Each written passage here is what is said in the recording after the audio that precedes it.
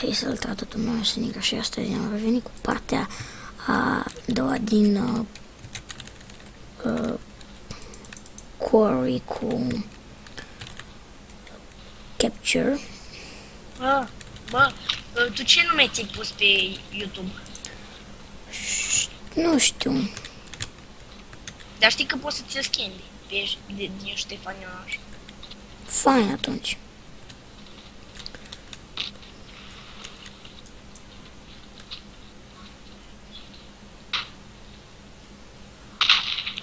Wow.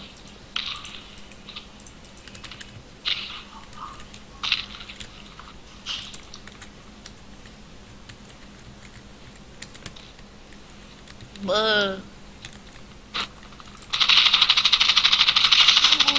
Fai cum moale mi, eu te-am luat câta bulană.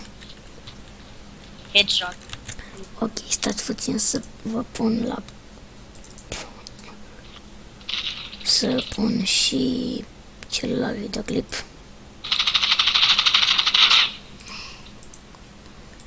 Așa, bun.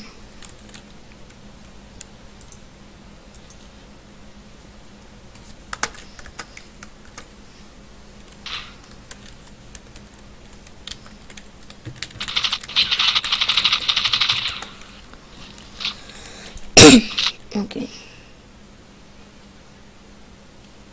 Bă, Ce? nu-i corect, sunteți 5 și aveți și un gold. Na, și voi aveți un gold.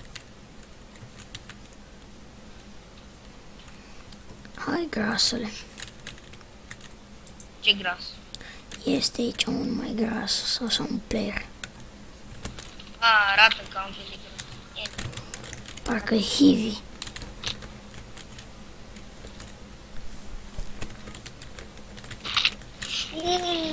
Mi-a dat bombălău.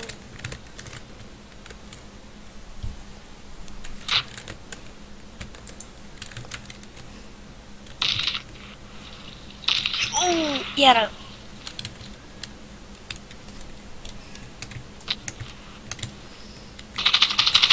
I-am văzut.